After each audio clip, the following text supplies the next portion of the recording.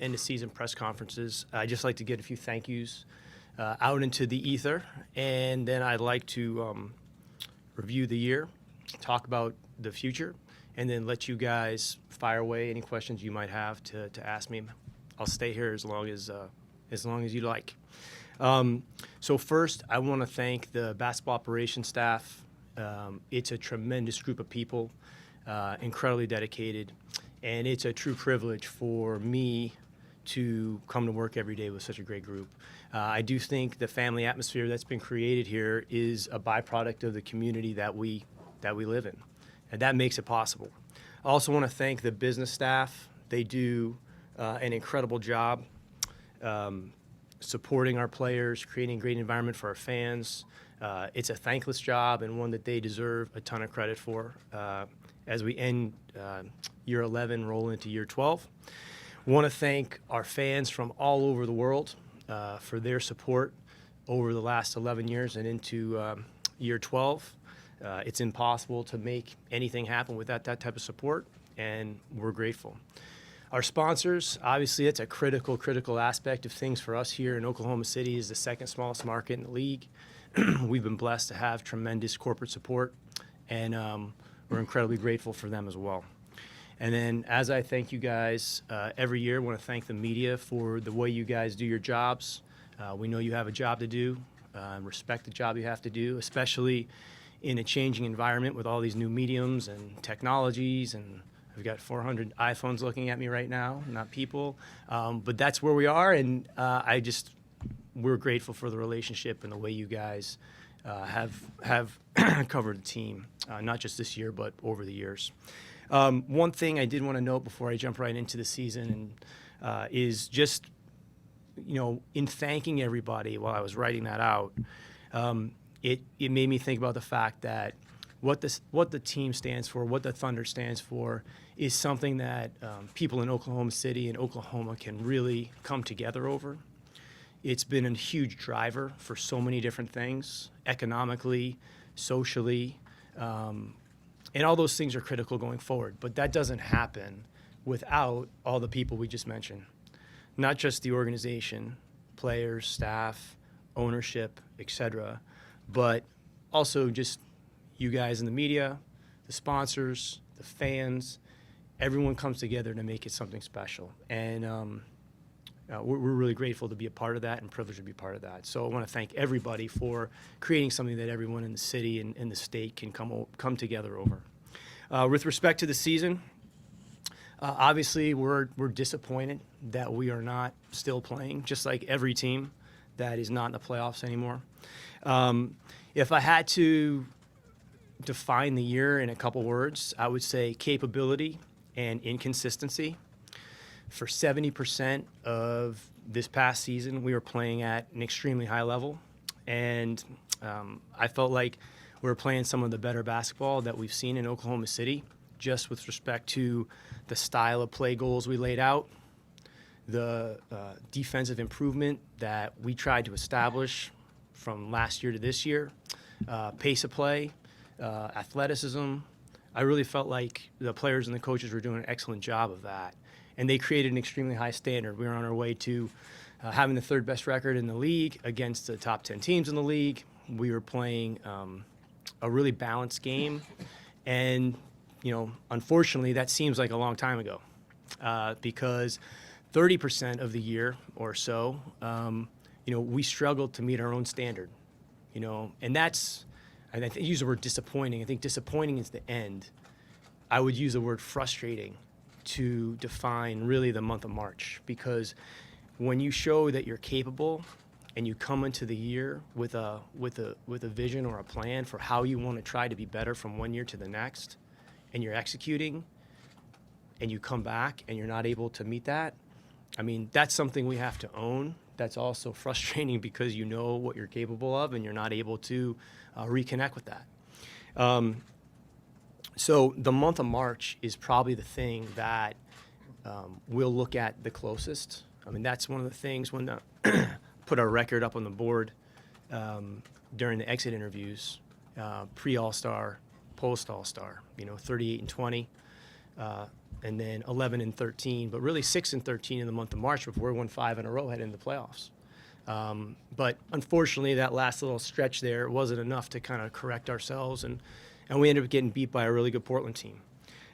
So we have to study that month of March. The process of how we're going to go about that, and how we're going to go about all the other aspects of how we create a path forward, that's going to be the same as every year. So I do think it's important that there is some distance to that, because myself included, I'd probably be most focused on the 30% of the year, and I'd be working off of impression, emotion, reaction, and that isn't necessary. That's probably the most simple way to solve a complex problem, which leads you in most of the time the wrong place. So I'll sit down with Billy. I'll sit down, let him get away, let him get some thoughts together before we sit down and meet. I'll sit down with Clay, debrief the season like we always do. All of our evaluators, all the different pillars need to take a look at the year as a whole. We'll come back, we'll sort it out like we always do. We'll create a plan, try to find a path forward, and we'll get to work. As I said earlier, we're not looking to be fast. We're not looking to be quick. We're looking to be rigorous. We're looking to be the same problem-solving group that we have been over the years, which is pretty methodical. And we just don't have the liberty to be, I would say, kind of momentary problem solvers. Like, we have to look at it a little deeper. With respect to the team, so coming into the year, I felt like we were positioned pretty well from a depth standpoint. Last year when we sat here, I think majority of the questions were about our defense in the second half. So we really focused on that. And I felt like we had really good redundancy behind Robertson. In the event he was slow to return, obviously we couldn't have foreseen that he was going to miss the whole year. And I thought Ferguson and Diallo during the first part of the year did an excellent job. We ended up as the 4th best defense in the league, and that's with pretty big slippage in the month of March. I think if we were more consistent in that month, we might have been a little bit higher, but top 5 is obviously good enough. And I thought Ferg and Diallo and some other guys all stepped up. The spot on the roster, to me, that we didn't have redundancy and continued support was when we lost Alex. And that's on me. That's on me. I thought Alex was going to have a breakout year, to be honest with you, and be a pretty big part to this team. He made huge strides. And, when we lost him, excuse me, in the end of February, we were 18 games over 500. We were playing really well. Or excuse me, it was a little bit before that. We're 18 games over 500. But once we got into March, we started to feel his absence more. And I didn't have somebody else that could step in that was sitting on the end of the bench. And as I said before, once Wes Matthews went to Indiana, there really wasn't a lot of other options out there. And that put some stress on us offensively. And that's, you never want to be in that position. But there's no perfect team. And as I said earlier, majority of the questions last year about the defense, getting that corrected. I felt like even with the hit we took with Dre, we had some guys to step up, and I think the players and coaches did a pretty good job overall getting ourselves to be a top 5 defense. But you're not going to solve one thing without creating another situation somewhere else. And, that's something we'll have to continue to look at, and I'm sure you guys have plenty of questions about that. I'm happy to answer them. The offseason, the key for us, it always is the same. It's, okay, how do we create a path forward? How do we create as many options as possible? To be honest with you, going into year 12 after 11 years and being in the playoffs 9 out of 10 years, with changes all around us, it gets harder and harder, But if I sat here last year, I wouldn't have been able to foresee or predict, what we'd been able to do at that point in time. So I can't tell you, what that looks like. I can only tell you that we're going to look for literally every single way to improve the team, both externally and internally, but that's no different. And I personally, I love the puzzle. I love the challenge. I love this time of year. I love the opportunity to be with the people that I work with to try to solve these things. There's a price to the longevity that we've established, and we got to keep grinding and figure out ways to make it last longer. This will be the first time in 4 years that we aren't entering the summer trying to convince a franchise player not to go to a bigger market. So I'd say that's welcome on our end of things. When you're going through those things, I think it's relatively unprecedented that an organization has faced that 4 years in a row. I'm proud of the way we've navigated that, even though sometimes it hasn't gone our way. You do things and you stress yourself and you push yourself, and trying to convince those guys to stay is a challenge. The fact that we have Russ, Paul, Steven, Terrence, Dennis, Jeremy, really the core of the team, the guys that play the minutes under contract, is a stability that we welcome, and it allows us to go into the offseason with a little bit of a different perspective than we've had in the past. And that's helpful because I think more than likely, based on kind of where we are strategically, like our greatest path for improvement is going to be the improvement of our core group. And that improvement is probably going to be greater than any type of impact that we're going to be able to have with like a marginal addition here or there when you kind of think about the group that's returning and the fact that we primarily play 9 guys. So, we'll look at everything external. We'll beat the bushes like we always do. If I sat here last year, I didn't think Nerlens Noel would be playing for us. He was a big factor on our defense being what it was. I had no idea that we'd end up with Dennis Schroeder in August. So you just got to work the plan. You've got to be consistent. And in our case, what works for us is being pretty methodical. So just in closing, I would just say, look, we've established a certain standard here over 10 years, averaging 52.5 wins per season. Second best net rating in the league over the last 10 years. And we're disappointed that we're not, still playing. At the same time, we have to take, ownership over that, and we got to take a hard look at like where we are as a team, what the options are, and look at those and see how we can make it better. But that's part of competition, and I'm happy to answer any questions. So you talked about how you had the great start, and then obviously March came. Is there anything from your point of view, from what you saw, that brought about that 6-13? Well, I mean, Mike, I think that's the crux of the question for me. Before we can even start thinking about like how do we solve for that, we don't have the liberty of just making in like a snap reaction or coming in with an emotional, vantage point. If we did, we'd forget the fact that, we won 11-12. Paul George was going to be the MVP. We're going into Toronto and winning. We're going into Golden State and winning. Going into Houston and winning. Beating Milwaukee. We played really well. That seems far, far away. So I don't think you can discount the fact that we got our ass kicked in the playoffs. There's no getting around that. But I think anyone objective and anybody that is more than a momentary problem solver would probably take a step back and look at the whole thing. To try to answer your question is to say, I don't have that answer, and I would think that if I did, you shouldn't listen to me, because I would just be coming in here with an emotional perspective, which, like, as a leader, I can't do that. Sam, you said you will give Billy some distance and you guys will talk. Can you just clarify what his status is in terms of coaching? Sure, yeah. So, we anticipate Billy being back. If anything were to change on that, we would have let you know. And I know some of you guys have had questions about that. But for me personally, I always think that it's important to give the coach of the team time to reflect and decompress. These jobs are really, really hard. And, before you can get into, okay, what did we do well? What did we lay out? what could we do better? What could we do different? How do you see the team? What did you hear in exit interviews? What did I hear in exit interviews?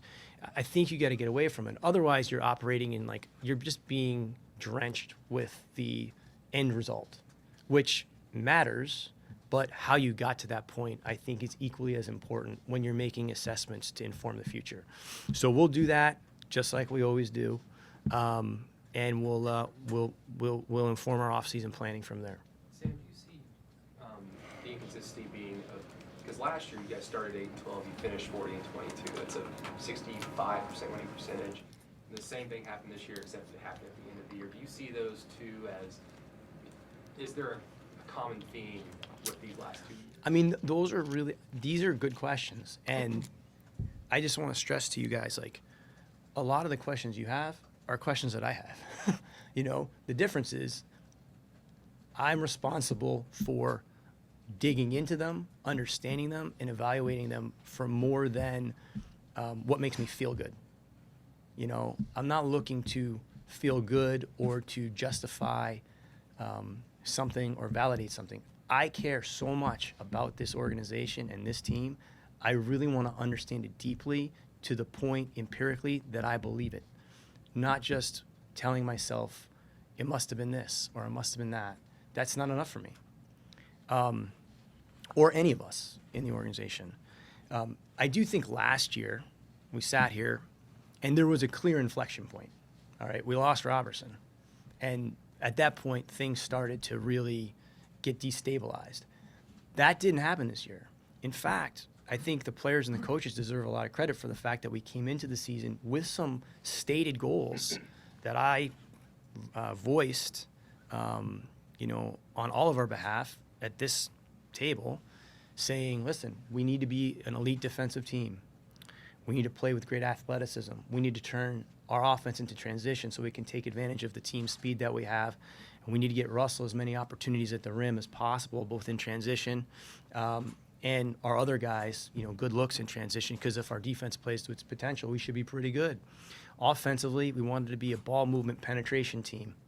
We wanted to be a team that made quick decisions. And when we did those things, for 70% of the season, we were winning at, a high level. I know that seems distant, and I'm not sitting up here trying to tell anybody that we had this brilliant season, because I'm not. But I also can't sit here and say that we weren't the fifth best net rating team for 70% of the season, or that, we were pretty hard to play against, home or road. That's what you're looking for. We didn't have an inflection point, like an injury. In fact, the fact that Dre couldn't come back and we had Terrence step up and had really, where Terrence went from one year to the next is pretty impressive. Diallo helped us win a lot of games. He was starting. He went through his rookie ups and downs, but he contributed. He stepped up. Schroeder played a lot in place of Dre. So I don't think there was an inflection point. I think we came out of the break and we just couldn't match that level of intensity, or I shouldn't say intensity, more the standard that we ourselves created after the Utah game. So we'll look at that. Some of it, listen, we played tougher teams. There's a million different things. That's why I need to meet with all the different pillars of the organization, because everyone has a perspective and opinion, and I want to listen to those. One thing you did deal with in March was Paul had a couple of hurt shoulders. Now it seems like he's going into surgery. Could be out of an extended period of time right now. All that's kind of up in the air. But if he is going to miss significant time at the beginning of the season, how do you go about making up for that, not only on the defensive end, but the offensive end, where you guys really struggled down the stretch, and especially in the playoffs? Yeah. Well, there's a lot of hypothetical and speculation in that question. So I would just say, in the event that any player is missing time for whatever reason, if it's for the birth of a child, or it's because they're sick, or because they have an injury, we'll account for it. We did it with Dre. If it happens to be a player of great magnitude, that's going to be harder for most teams. But we've dealt with it before in the event that happens. But I'm not going to sit here and pontificate about pontification. Sam, So I just want to, excuse me, I just want to clarify, and pardon me if I didn't hear it in the initial answer. You don't have to apologize. Right, but you said you anticipate Billy being the coach. Does that mean that he's going to be the head coach starting the season next season? Yeah, I mean, I wouldn't expect anything to change. As I said, I mean, that might be the one thing you did miss. As I said, nothing changes. I haven't had a chance to sit down with him. I do think getting his perspective on things is important because there's nobody that works harder than him. And, you know, if anything, I think he needs to take some time to think through the season himself and have a really good conversation. But yeah, no, nothing's changed. If something were to change, obviously we would have told you guys. Sam, we know Russell to be a good person. He's never been in trouble off the floor.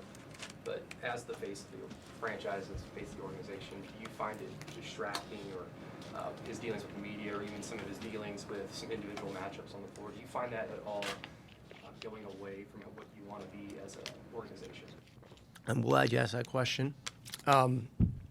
You know, no one's asked me that question. So let me be clear about a couple things. I might be a little bit redundant on something you said, but number one, you know, Russell Westbrook's been here for 11 years. The reason why there's so many people in the room and so many people watching the press conference right now, a big part of that is the fact that Russell Westbrook has helped us to achieve a certain level of sustained success that's relatively rare in pro sports. The last time that I checked, he has never had a problem off the floor in a character vein. His reputation there is sterling. Philanthropically, he's done incredible things for this community, and he's also done incredible things for his hometown in Los Angeles. With all that being said, he's not perfect, right? None of us are. And, you know, but I'm not going to let 11 years or 10 and a half years of his contributions and performance be completely overshadowed by a couple pretty tough months, okay? And so we talk about those things. And as the leader of the team and the face of the franchise, as you said, you know, we'll have those conversations, and there might be times that we might disagree about some of that stuff. He has a point of view at times. He's an adult. He's a man. I respect that point of view. The one thing that I think everybody that works for the Thunder and plays for the Thunder has always had in mind is that we always have to put the organization first. And there's no one person or individual that can ever afford not to do that. At the same time, like, we can't discount the things that Russell's done over the years and the things he's been able to achieve. And we certainly want to take those things for granted. But for me, it's more about understanding not the outcome, but it's also like, what's the root of that? And meeting somebody and understanding, like, okay, like, why did you take in that direction? We might disagree about like how it was handled.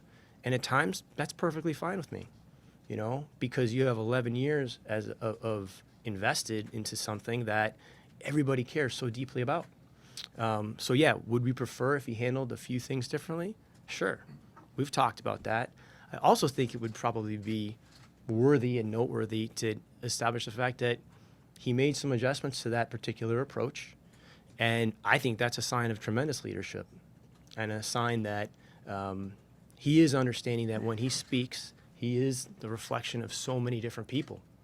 And I know how much he cares about the team because I've seen it for 10 and a half years. Sometimes I wish that the conversations that I have with him, you guys could see. You know what I mean? Just in terms of the way he can express himself and the points of view he has. Because he's a pretty smart guy, and he makes you think. And, you know, I want to understand, kind of continue to build that, because I think some of the things you referred to are positive in the sense that we can sit down and talk about them. But we're not going to let a 2-month period where, you know, and things get significantly magnified when you lose in the first round. But we'll sit down and talk about those things, and we want to course correct because there's nothing more important than the Thunder to all of us. Sam, in years past, you kind of mentioned that Steven makes these subtle jumps each year. Did you feel like he did that in some areas again this year, or how did you feel about his season overall? Again, I think he's a great encapsulation of this kind of like 70-30 concept, which is that like in the beginning of the year he was dominant. I mean, he's a big reason why we were 18 games over 500 and playing so well. He was calling for the ball in the post. He was really effective down there. He was putting people in the basket. He was rolling hard. He was doing the Steven Adams things that help you win games that don't always show up. You know what I'm saying? Those effort plays and the physical plays. And then toward the end of the year, obviously he didn't play as well. But that's not just him. That's a group thing. It's not just Steven. I think the number one thing for him is he's got to become a better free throw shooter. And as a team, like I know much has been made about our shooting in general, and we're probably more focused on efficiency than we are on just quote unquote like shooting. But shooting happens all over the floor, and our free throw shooting, if it just gets to league average, would have a significant impact on our offensive rating and our net rating as a result. Our ability to convert in transition would make a significant impact, especially for a team that's in transition as much as we are. It's kind of like our free throw shooting is like I've used this expression before. It's like leading the league in walks and pickoffs. Like we're there, we're doing the hardest thing, but we're not capitalizing. And that's a team thing. Your thoughts on Paul George and just what he was able to accomplish this season, second in the league in scoring, tops and steals, how he grew in year 2 with the team. There's a point in the season where it was like game by game, I was saying to myself, I didn't realize how good this guy really was. He was playing at an exceptional level on both sides of the ball. To me, the thing about Paul that's so remarkable is he impacts the game for every minute he's on the court because he plays both sides at such a high level that he's if he plays 35 minutes, that's 35 minutes of impact you're getting because he can score with it. He can make plays for other people, but on defense, he also can negate, really great scorers. He truly is a two-way player and one of the best, if not the best in the league. And he had it really going early in the year, and he was leading us. So I think, obviously he was slowed a little bit at the end, but I was kind of impressed, through the year. Excuse me, my whole house is sick, so I got this box of tissues down here. So excuse me, sorry. That particular answer. You can jump in there. Okay. We saw in the last series how important shooting is in the playoffs with Lillard. Where do you think the offense goes from here with Russell having the struggles that he had this season? Well, I mean, listen.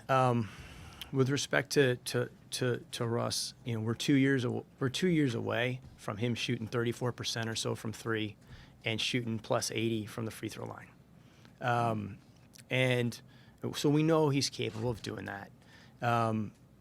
This is a player that is dominant in like just about every aspect of the game, but he had a tough shooting year. I don't think there's any reason to dance around that. Now, with that being said, a lot of the things he used to be criticized for when he was 25, he's doing exceptionally better now that, he's 30. And my expectation would be that the same thing will follow, which is he's shown he can shoot, from three. He did it 2 years ago as the MVP with a team without PG. That was a team with Vic, Taj, Ennis, Doug, Domas, Alex, that team. And, I'd expect him to become, better next year.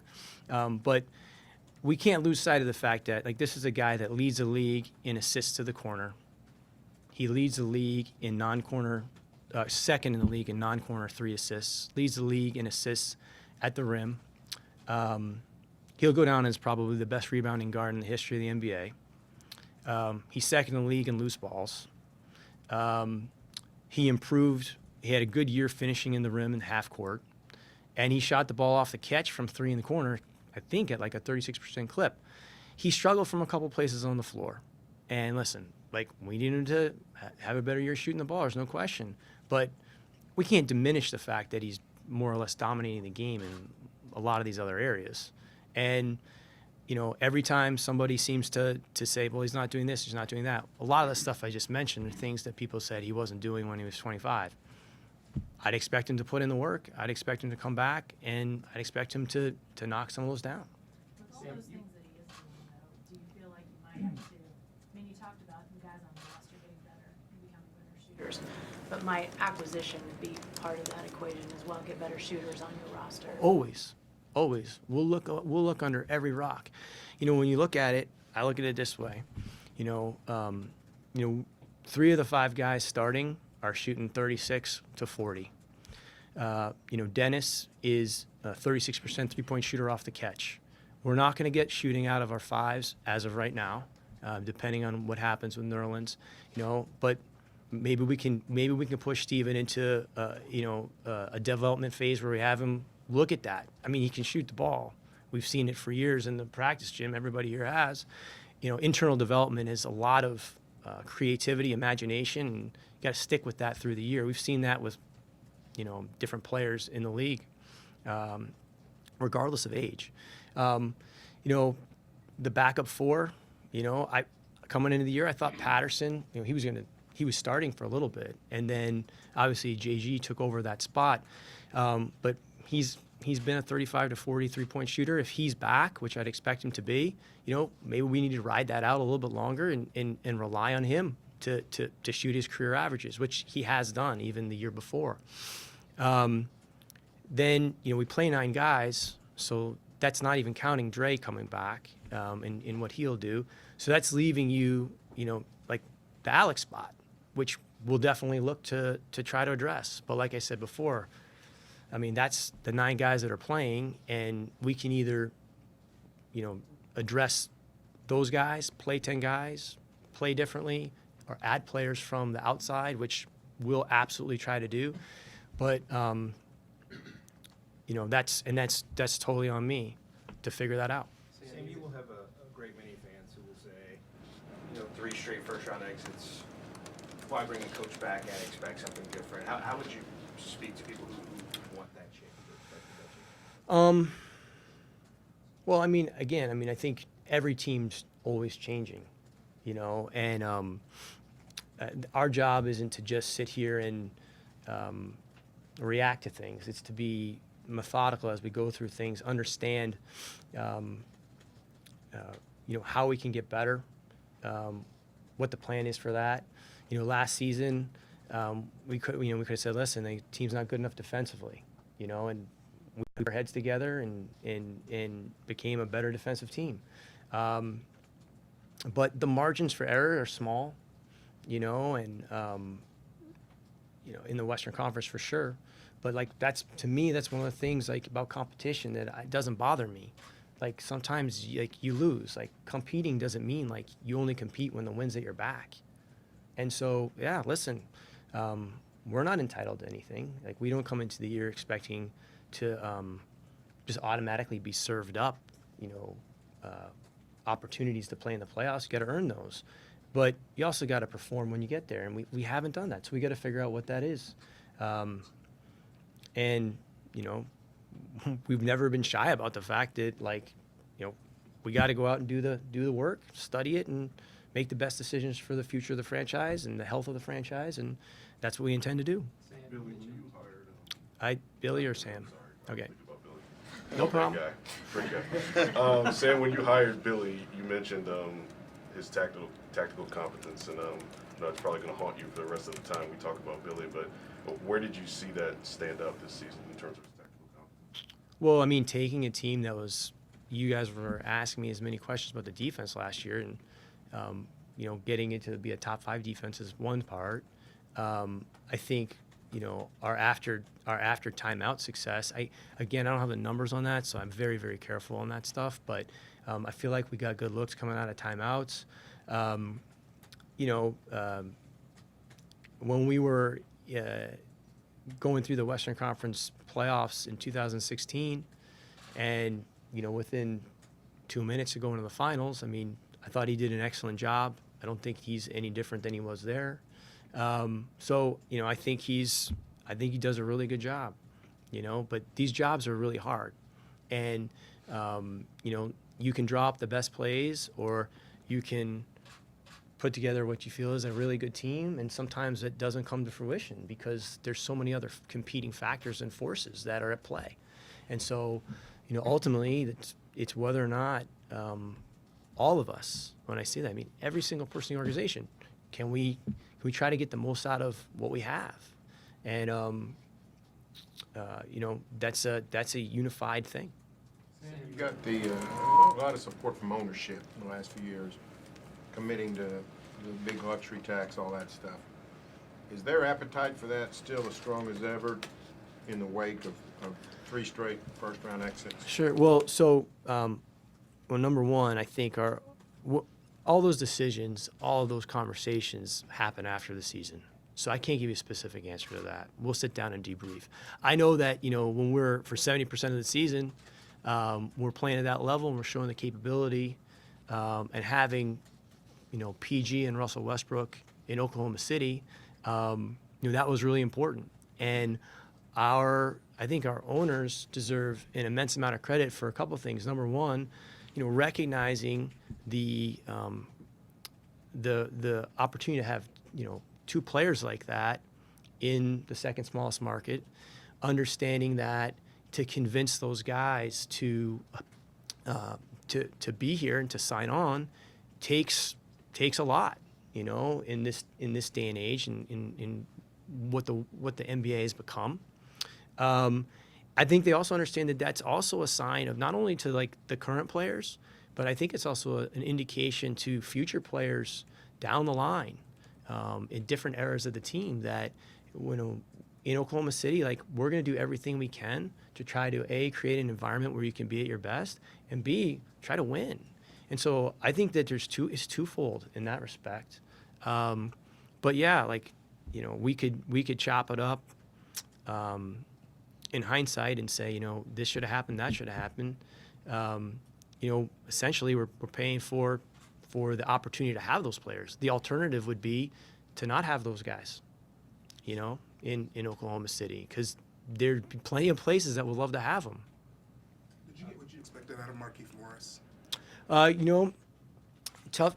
The buyout thing is always hard, in my opinion. I thought he played much better toward the end of the season. The one thing I think he brings to the team, or any team, and one thing I think we need, is he brings an edge. He brings a physicality. He brings a toughness and a competitive maturity. At the same time, he was coming off of being hurt for a little bit. He had no problems when he was here, health-wise. And, we like the way he plays and competes, But the buyout thing is always hard, especially when you're going well. It's hard to work those guys in. We've had it before with Randy Foye and, Karan, Fish. You compete for these guys, and you get them, but assimilating them in is like there's no science to it. Sam, you were asked about Paul earlier. Any clarification can you give on his status? Is he Sure. gonna have surgery? Sure. So, with PG, everybody knows that he was battling a couple of different things during the year. Anytime we're dealing with injuries, we work with the player, we work with the agent, we work with our physicians, and we almost always have a specialist or kind of outside doctor that we're working with as well. And, everybody felt comfortable with him playing. He was at no risk of any type of, future injury. But we all knew that when we get to the end of the season, he'd have to be looked at and evaluated. That hasn't happened yet. So he's going to meet with that physician in another city. We'll be there for that consult, and then we'll see where that goes from there. Is there any clarity you can give on Alex's situation, how that happened? I all I could tell you is, it's a personal issue, and Alex is doing well, and I really believe in Alex as a player, and he really was showing great strides. I thought he was going to have a great year.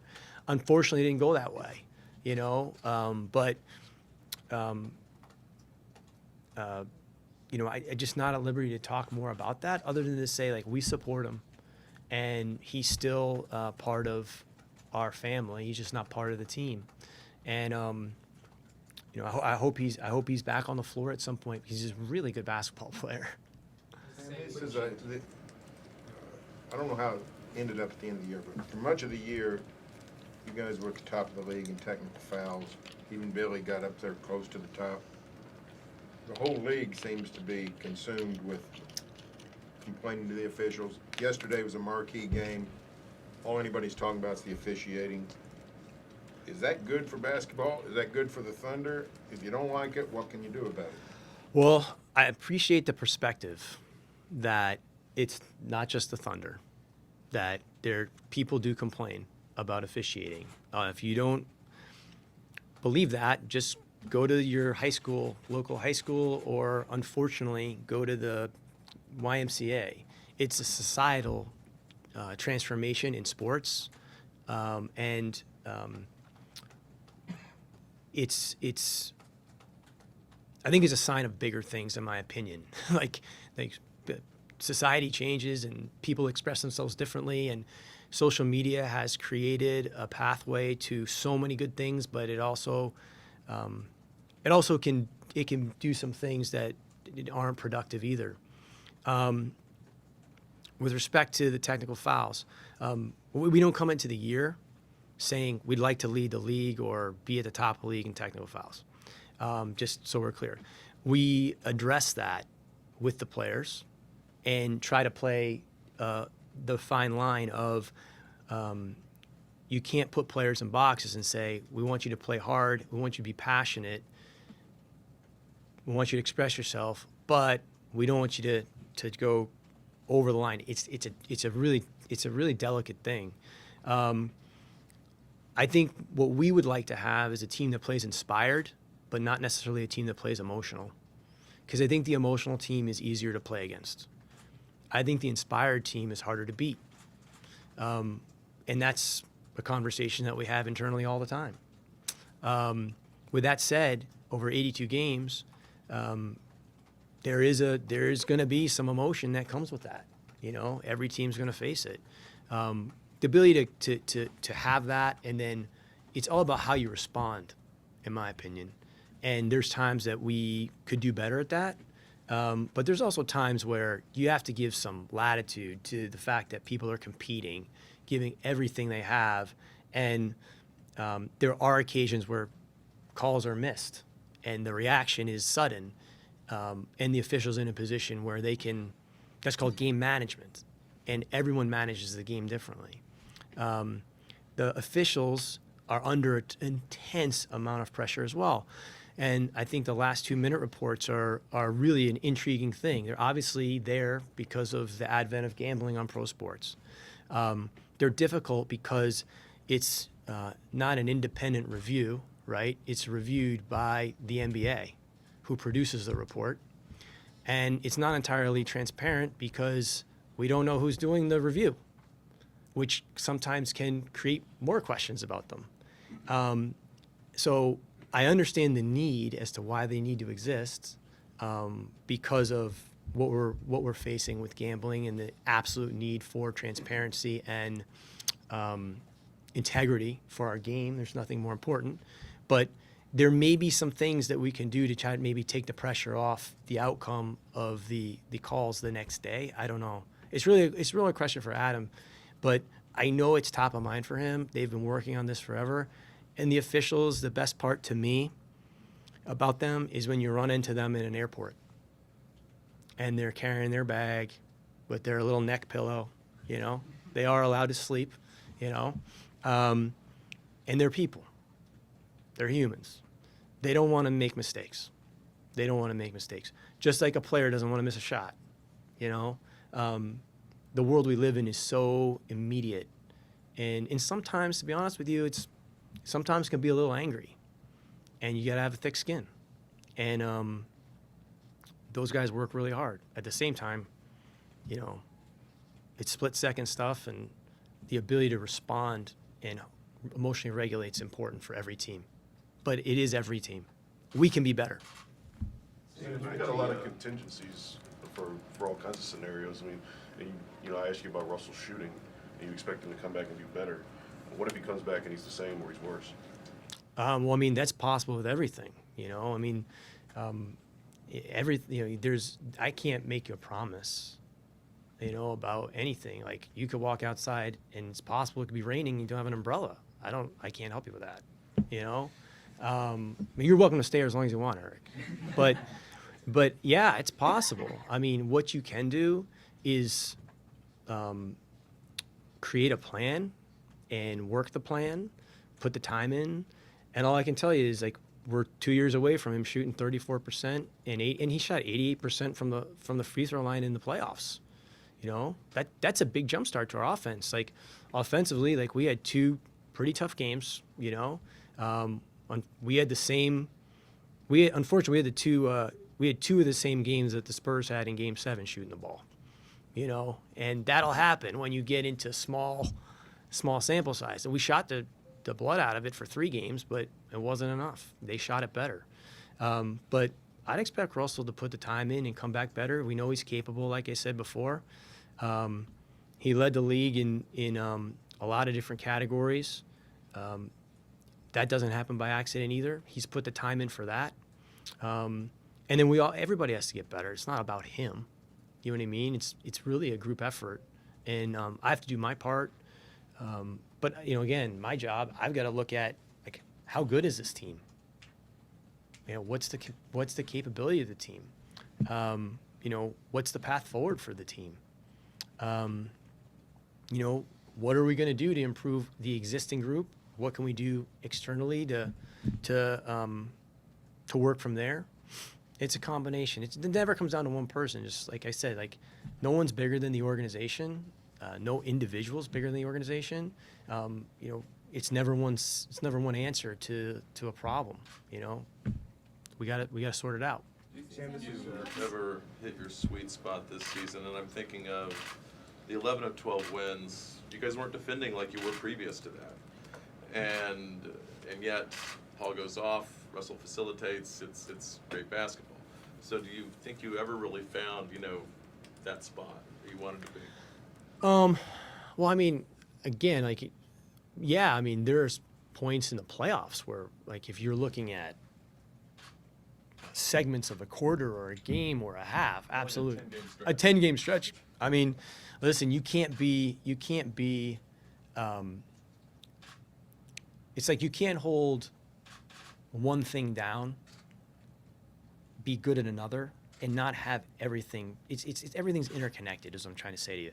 Like, I don't know that we were ever, like, at our best defensively and our best offensively, but I don't know that any team is. It's an 82-game journey. It's an 82-game process to create a reliable style of play and performance level that can compete under adverse conditions. And the one thing I really did think that was promising to me was the way we played on the road in some big games. Now, the flip side of that is we also came out and played some poor games against some teams that were under 500. So that goes into the mix too, that as we try to evaluate it, like, what's driving that. But as I said, capability, like, we set a standard coming, I say, for 70% of the season, that, you know, some nights we're going to beat you offensively, some nights we're going to beat you defensively. You know, we had some stretches, and we were the second best 3-point shooting team in the league for like 2 months, but then we go to like 28. So there's, like, inconsistency there that we have to try to find. Now, when the data will tell us that, like, when the ball's moving, we generate pretty good shots, open shots. When the ball's stagnant, we take tougher shots. I mean, I don't think that's, like, if you've watched the Thunder over 10 years, like, you pretty much know that, you know? But I did think we played faster. I did think that when the ball moved, we generated the shots we wanted. I think that, you know, people think about efficiency as just simply making shots, but efficiency is also like winning the turnover battle, winning the offensive rebounding battle, winning the defensive rebounding battle. It's all these little games within the game that you have to be really good at. And, you know, we looked at it, and I looked at it the other day, and nobody asked about this, but like, you know, we're shooting the three about as well as Denver. You know, we're 0.5 of a point off of Milwaukee. And we're disappointed about it. And we'd like it to be better. I mean, no doubt about it. But I also think, like, we can't be dead last in free throw shooting if we're getting there that much. So it's across the board improvement that needs to happen. And that's you know, that's on all of us, myself, obviously, especially. But if we can add that to a 49-win team with the month of March we had, we'd feel good. But that's also hypothetical. That's got to happen. You talk about free throw shooting, and obviously that's something that you can, or the players and team control. Just how do you get better? What do they need to do to be able to get better in that area? You know, we've talked to a lot of people about that, and you know, one thing is we'll have a plan on that. You know, that's something I'm looking forward to speaking to Billy about. You know, Billy is an established coach. He's coached this game for a long time. We feel like we've got certainly capable of doing that, and we've got to make that a priority so we come back a little bit better. How's Andre doing? When do you expect that he might be 100%? Dre's doing well. He's, first of all, I mean, he's in incredible spirits considering, you know, some of the setbacks he's had. But that's who he is. You guys saw him up here the other day. You know what I mean? He's buoyant is the way I would refer to him. He's the ultimate teammate. He's helping behind the scenes all the time. And he feels like he's in a really good spot. Now, obviously, we've got the off season to allow that to take its course. So sad because he was so close, you know, to coming back when he had the setback. But, you know, listen, those things happen. It's how you respond to them. He feels great. He's a big part to the team. I think we all know that because he does all the subtle stuff. You know, he's a winning player, and not having him out there was tough. But you know, there's other teams that have injuries too. It's just when you don't have the player for the whole year, you sometimes forget that until you run into a situation where you're like, he was always good against that guy. You know, and you're like, but that's competition. It's how it goes. You know, you gotta account for it. I just keep coming back to the fact I think Ferg showed that he has the makings of being an elite defender at 20 years old. Once he gets through the officiating gauntlet and they understand, like, he's going to be here, he's going to learn the tricks of the trade a little bit, just like Dre did, I think that he has a chance to be a really good player. And he's got a good mindset about it. And one thing I would say is Andre Robertson deserves a lot of credit for helping that guy, which is, to me, a tremendous sign of what we want to be. We'll get them all. I promise you. Juwan Evans, what's your plan from this summer, and could that impact? I mean, listen, we're at a situation where you can't add a two-way player after a certain date. We had an open spot. You know, it'd be an interesting player for us to look at. He was good for our playoff prep. He did a great job for that. We'll have him around in the summertime. And, you know, strategically, there's like just you claim him off waivers because there's no one you can sign at that point. So to that spot. So we did that, and I enjoyed getting to know him a little bit. Obviously, watched him for a while. He's a hard worker, and we'll see what he does this summer. Sam, it's one player's take, but it was an interesting take. Like last week, Dennis said, you know, that Billy's a guy who listens to players, and there's good and bad in that. And sometimes when he listens too much, it can go the wrong way. And I wonder if do you feel like there's a strong culture of accountability here, and if not, is it something you would want to discuss? Yeah, so, I mean, I think every coach has their own voice. Every coach has their own style. And, you know, I don't know everything that Dennis said, but at the end of the day, you know, Billy's in charge of what takes place on the floor and ultimately charting the path as to, you know, what's going to get the best performance out of the team. clearly, like, there are times where we're playing an extremely high level, 70% of the year, and he was obviously hitting the right buttons, and you weren't not you specifically, but those questions weren't being asked. But you lose in the first round, and as I said before, everything gets magnified. That's part of it. And so we'll sit down, and these are some of the things that, like, when you sit down with a coach, you want to hear, like, what do you think? How can we get better? What do you think about the team? How do we go into off season into season, laying out those goals and hitting them? I think the big question for us is, we established this level and this standard coming in. Something was different. We have the baseline to measure, and, like, I just think understanding what that is, not saying, specifically, like, okay, like, individually, but as a group, because everything touches that stuff. And no one's better to have that opinion, or that I want to hear, than Billy's, because he's the person that's managing that on a regular basis, kind of, and dealing with the group, and he's done a really good job while he's been here. So I'd like to hear that, and figure out what we're going to do, how he feels about mapping out a plan to maybe sustain it through the season. Sam, you mentioned the emotional team is easy to beat, and I don't want to imply anything, but is that something that you feel that you need to have conversations with Russell Westbrook, just because it's a fine line? You want him to play with that intensity. That's what makes him a great player. But is that an area in which you feel that he can improve upon? Well, listen, I think it's kind of like the age-old question. First, I mean, the implication that those conversations haven't been had, or that we're not having them, we're always talking to our players, but we also have to recognize that the same things that I think you're implying are the same things that people are cheering when we win, right? When we're winning, everybody is celebrating whatever it is that they're criticizing when we don't win.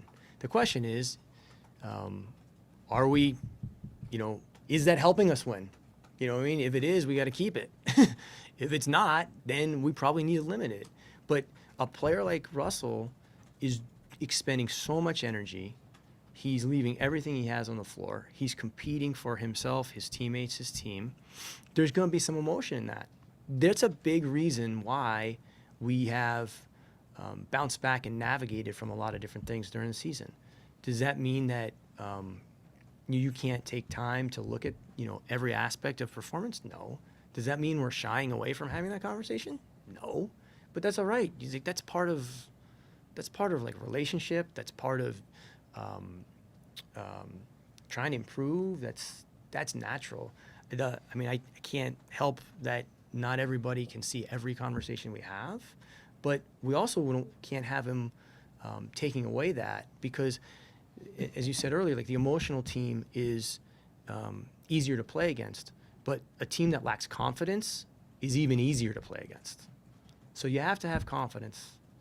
You have to have some stick to you, which the last time I checked, I don't think he's short on. But that's part of the reason why we've been really good. And I'm not going to sit up here and deny that. He's driven that engine for quite a long time. Well, Sam, do you think it's possible for him to shed some of the emotion that creates technical fouls and three-pointers very early in the shot clock without a pass, but keep all the emotion that makes him so competitive, that's created 3 straight triple-double seasons? I mean, there is there's a balancing act. Well, I think there's evolution. Here's what I'd say about that.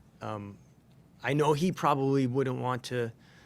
He may not realize it, but he's really evolved as a player. I mean, it's kind of like, I don't know. I'm not going to dissect that, but the bottom line is like I said earlier, when you're 25 years old and you're getting criticized for all these things, you look up, you're 30, and you're doing a lot of those things significantly better. There's evolution. He wasn't, like I said earlier, like, he wasn't hitting the corners like he hits the corners now. I mean, listen, I don't know if they're keeping stats like this, but he's second in the league in loose balls. Like, I think that's been pretty regular. he took more. He finished better around the rim.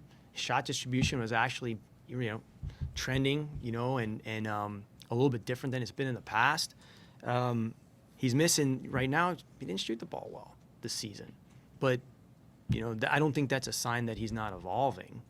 I think he is evolving in some ways, But I know he may not want that moniker, but the bottom line is he has evolved. Now, is he going to get better? I think he will, because all the things that we just rattled off were things that I don't think he's done regularly throughout his career. And there's a gargantuan will that exists inside this human being that I think is going to win the day, and I think he will come back. And but for sure, there's always evolution possible. And I think that he has evolved. I do think that some of the last 2 months maybe, overshadows that a little bit. But that's part of it. When you lose, like, that's what happens. You gotta eat that. You gotta own that. We, as an organization, you gotta move on. Billy, what role, if any, has I called you Billy again? Did you sleep last night? Right name, but he's Did you sleep last night? Every question. You up prepping for this No, like that I hard? was up thinking about Billy Donovan and his future. Sam, Presti. We talk about all the rough stuff that's come with Russell this season, but he has developed. He's developed in the past 3 years, and I wanted to ask you, what role do you think Billy's played in that in these past few years of Russell built? I mean, probably better ask Russell that question, but I mean, obviously, Billy's the coach, and he's been a part of that. I think anytime, like, the head coach and the lead guard are always going to have a relationship and a give and take, and there'll be ebbs and flows of that naturally, no matter what, because you got to work so closely together. I think both of those guys spoke to that in their media availability at the end of the season. And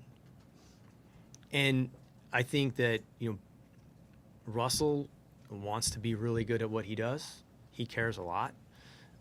He carries a pretty big weight. I think that needs to be respected. I think Billy carries a pretty big weight as well. These are important roles and important positions.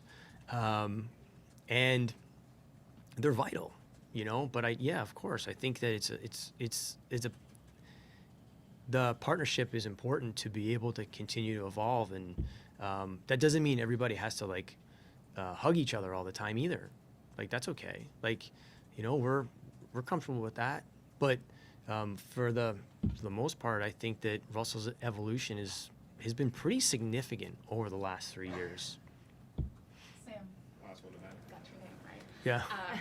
That's one of the listeners to it. When you're talking about Westbrook shooting and having contingency plan, essentially, if it doesn't get better, this year was a year when you expected it to be better, and it wasn't. How do you feel like you guys did as an organization preparing for that? What I said was not specific to Russell, but specific to Alex. So, it's a little bit different. Like I was saying earlier, the guys I listed off, the core of the team, the guys that are playing the minutes, you know what I mean?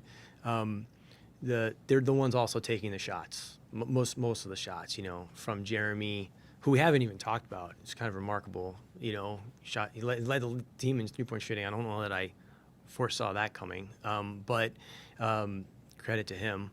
Terrence, PG, Steve, Dennis, Russ, probably leaving somebody out.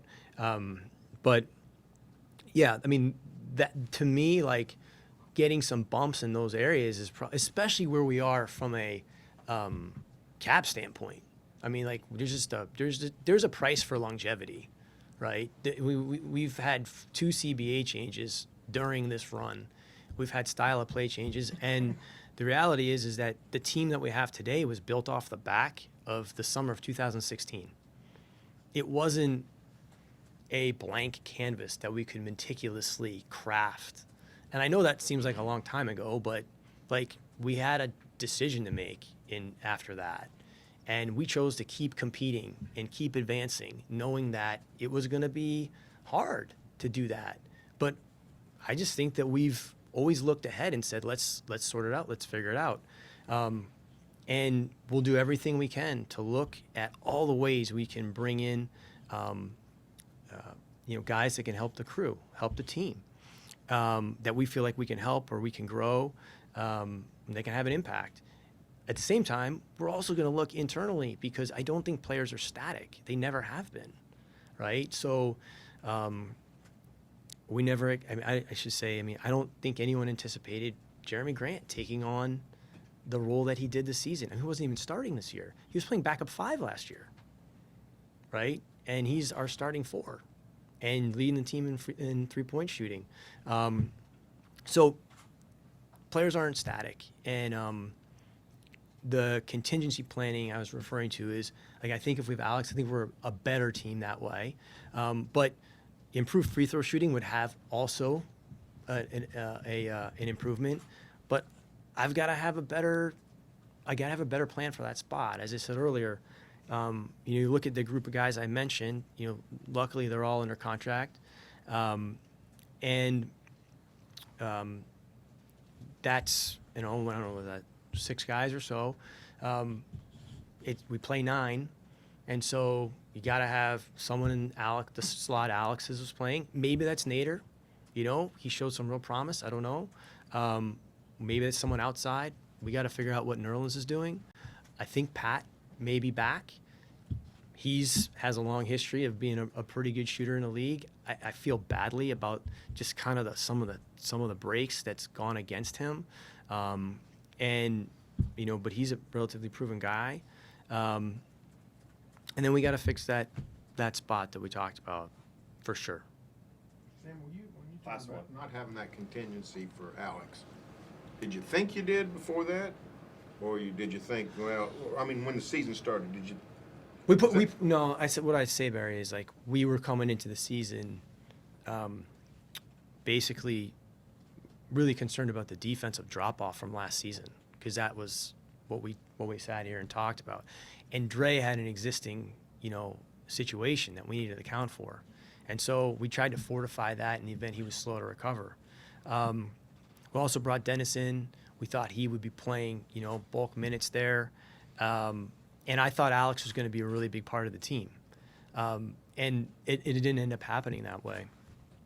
So that can happen, My guess is that if we do something, if this team, no team stays the same, but in the event that, let's just say this team was exactly the same next season, and we went and filled that role with somebody that's an expert shooter, there'll be something else we're sitting here talking about at the end of the year, unless you're the last team standing. Every team's built that way. It's just how it works, So I get that. I think if Alex is available and playing, I think it would help us. Would it solve all these problems? No, there'd be something else that we would be wanting to address, because that's what we do. That's how you look at things. Nothing's ever good enough. It shouldn't be. You want to always try to make it better. But in terms of where you had to put your reinforcements, I'm glad we put them where we did, because we really did lose Dre, and the pain of losing Alex, it was really more prominent once we got to March. That's when we really started to feel it, because we were playing really well up until then, but that's when we missed. We missed him a great deal, that's how it goes. So, did that answer your question? And you can't fill every hole. You don't have unlimited resources. There's not unlimited ball players out there. Yeah, I just wondered if you knew that was a problem in October. Oh, do you mean Alex's situation? Yeah. Oh, no. No. You thought you'd be in okay shape. No, yeah, I was worried about how the hell we were going to keep Alex. Well, I'm talking about if something happened to him. Well, you said it's on you that you didn't have a contingency if something happened to Alex. Well, I can't sit up here and not take accountability. I can't, because at the end of the day, I can't read the future, but I'm accountable for sometimes reading the future. and didn't go our way that way. I made a bet that Alex was going to be a really good player for us going out, and unfortunately, it didn't work out that way, and it happened late in the year. And Wes Matthews went to Indiana, and that's sports. Like, you can't fill every role, and like we couldn't foresee that we're going to lose Nerlens because Andrew Wiggins was going to hit him in the head with an elbow. Like, that's sports. Like, hindsight bias. Like that's something that, in my position, like, I don't want to, like, I can't operate in that. Like, you can't unravel everything because these are human beings. Things happen, performance issues, personal issues. You got to adapt and adjust, and no team season goes the way they want. I mean, as I said before, Pat was starting. He was not in the rotation at the end of the year. We got Keefe. He did some things for us, but no team finishes the same way they start. And sometimes you find things through that. In my opinion, that's Ferg, right? We got a good look at Diallo. We got a good look at Ferg. Dre was helping both those guys. Burton helped us win a huge game in Houston. He helped us beat Portland. Nader showed us some things. I actually think Kevin Hervey with the Blue had a good year. Those things are happening under the surface. We're not talking about those here now because, as I said before, when you lose in the first round, people are pulling at the things that are more present. But I actually think that we had a pretty good development year relative to those guys getting some opportunity. Unfortunately, it was coming at the expense of the fact that we were missing a couple guys. But, I'm always looking at where the silver lining is to try to figure out where the good part is when there's a bad situation. And then you move forward from there. Thank you, Sam. Thanks, guys.